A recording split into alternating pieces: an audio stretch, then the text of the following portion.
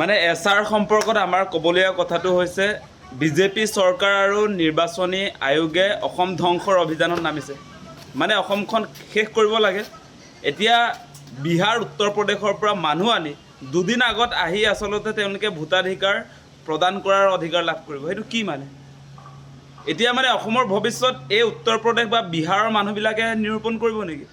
অসমৰ ৰাজনীতিটো তেওঁলোকে নিৰূপণ কৰিব যে আমাৰ অসমৰ যিবিলাক বৰ্তমানৰ ভোটাৰ, যিসকল খিলঞ্জীয়া মানুহ, আমি যিগৰাকী প্ৰতিনিধি জনপ্ৰতিনিধি নিৰ্বাচন কৰিম, সেই প্ৰতিনিধি নিৰ্বাচন কৰাৰ অধিকাৰ আমাৰ পৰা কাঢ়ি ল'ব খুজিছে তেওঁলোকে। আজি আপোনালোকে নিশ্চয় লক্ষ্য কৰিছে, মানে দুদিন আগত আহি যদি ইয়াত আপোনাৰ নিৰ্বাচন আয়োগক যদি তেওঁলোকে অসমৰ নাগৰিকত্ব বিচাৰে, নাগৰিকত্ব মানে ভোট দিয়াৰ কাৰণে যদি তেওঁলোকে এপ্লাই কৰে, তেতিয়াহ'লে তেওঁলোকক লগে লগে সেই অধিকাৰ প্ৰদান কৰা হ'ব। সেইটো কি আচলতে? সেইটোতো অত্যন্ত ভয়ংকৰ কথা হৈছে। আৰু নিৰ্বাচনত আপোনালোকে জানে যে হৰা জিকা এটা দুটা ভোটতো হ'ব পাৰে। এতিয়া আপোনাৰ ঘপককৈ বিহাৰ উত্তৰ প্ৰদেশৰ পৰা কেইবা হাজাৰ মানুহ আহি আজি দিছপুৰ সমষ্টিতে যেনিবা আহিলে, আহি যদি আপোনাৰ ইয়াত তেওঁলোকে নিৰ্বাচনত ভোট প্ৰদান কৰিব, ভোট প্ৰদান কৰি ইয়াৰ কেণ্ডিডেটে ধৰক মানে 2-3 হাজাৰ ব্যৱধানত যদি আপোনাৰ জিকি যায়, তেতিয়াহ'লেতো সেই মানুহবিলাক আহি জিকাই দিয়া হ'ব। সেই কথাটো আমি কেনেকৈ মানি ল'ম? এতিয়া বিহাৰত নিৰ্বাচন হৈ গ'ল, তাত যিবিলাকে ভোট দিলে এতিয়া অসমতো আহি ভোট দিব, মানে সেইটোৱে হ'বগৈ। আকৌ বিহাৰত নিৰ্বাচন হ'ব, তেওঁলোকে তাত এপ্লাই কৰিবগৈ। এতিয়া অসমত নিৰ্বাচন হ'ব, অসমত এপ্লাই কৰিব।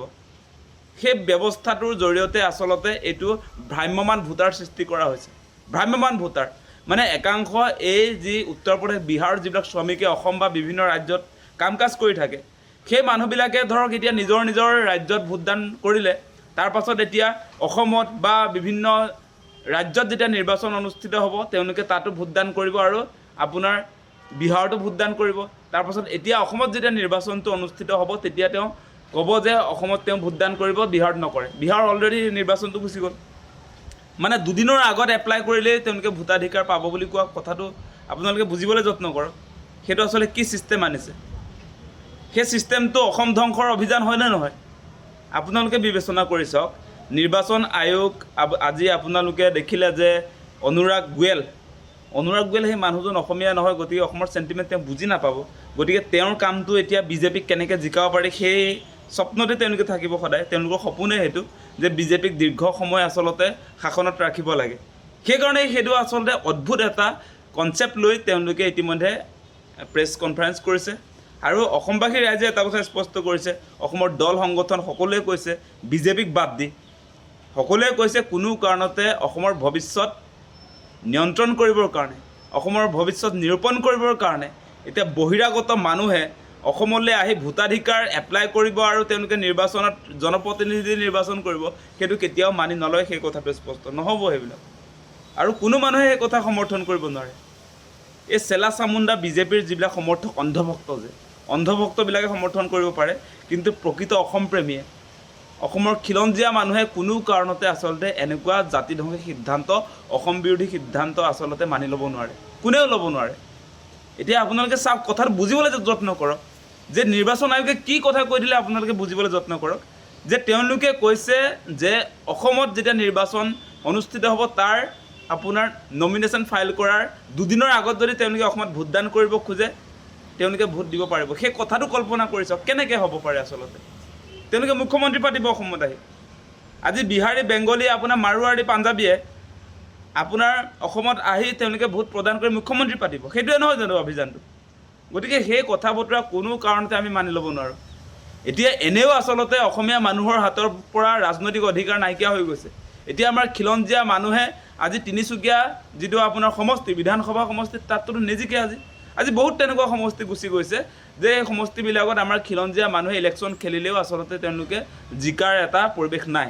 গতিকে এতিয়া আৰু আপোনালোকে নিশ্চয় লক্ষ্য কৰিছে নিৰ্বাচন আয়োগৰ যিটো ভূমিকা, সেই ভূমিকাৰ পৰা এটা কথা স্পষ্ট হয় যে সঁচা সঁচিকৈ আমাৰ জাতীয় যি চেণ্টিমেণ্ট, অসমীয়া মানুহৰ ৰাজনৈতিক সুৰক্ষিত ভৱিষ্যতৰ কাৰণে সদায় যে আমি আন্দোলন কৰি আছোঁ। আজি 6 জনগোষ্ঠীৰ জনজাতিকৰণৰ কথাই ক'বনে?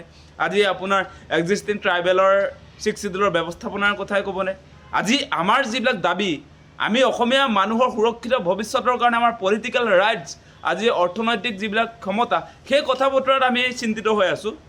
এতিয়া তেওঁলোকে আপোনাৰ উত্তৰ প্ৰদেশ, বিহাৰৰ পৰা মানুহ আনি ইয়াত মুখ্যমন্ত্ৰী পাতিব, বিধায়ক পাতিব। সেইটো কি আচলতে? কিয় মানিম সেই কথা? নহ'ব সেই কথা অতি স্পষ্ট। অতি শীঘ্ৰে নিৰ্বাচন আয়োগ এই অনুৰাগ গোৱেল তেখেতক আমি দাবী উত্থাপন কৰিছোঁ, এনেকুৱা অসম বিৰোধী সিদ্ধান্ত, অসমীয়া জাতিৰ বিৰুদ্ধে যি সিদ্ধান্ত গ্ৰহণ কৰিবলৈ আগবাঢ়িছে এই সিদ্ধান্ত বাতিল কৰক। কোনো কাৰণতে এনেকৈ বহিৰাগত অসমলৈ আনি তেওঁলোকক ভোট প্ৰদান কৰিবৰ কাৰণে ক্ষমতা দিয়া সেই কথা আমি কেতিয়াও মানি নলওঁ। মূল কথাটো সেইটোৱে, গম পালে নহয় আপোনালোকে যে বিহাৰত যে তেওঁলোকে এতিয়া ভোট দি আহিলে, এতিয়া অসমত আহিব। মই এটা কথা বুজাবলৈ যত্ন কৰি আছোঁ আপোনাক, বিহাৰৰ নিৰ্বাচন ইতিমধ্যে হৈ গ'ল, যোৱাকালি শপত গ্ৰহণ হ'ল। যিবিলাক মানুহে ধৰক তাত আপোনাৰ ভোট প্ৰদান কৰিলে তেওঁলোকে এতিয়া অসমত আহিব। আমাৰ ইয়াততো এপ্ৰিলত ভোট গ্ৰহণ হ'ব।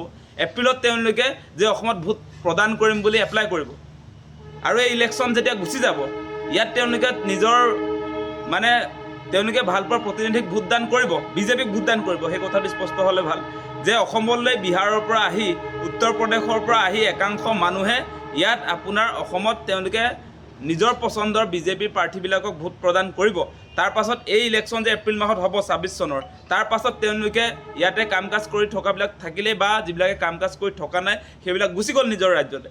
তাৰ পাছত আকৌ যেতিয়া আপোনাৰ বিহাৰ বা উত্তৰ প্ৰদেশৰ নিৰ্বাচন আহিব, তেতিয়া তেওঁলোকে ক'ব যে আমি উত্তৰ প্ৰদেশ বা বিহাৰতহে ইলেকশ্যনত ভোট প্ৰদান কৰিম আৰু অসমত যি ভোট প্ৰদান কৰিলে এইটো তেওঁলোকে কৰ্তন কৰিব। কি ব্যৱস্থা আচলতে এইবিলাক?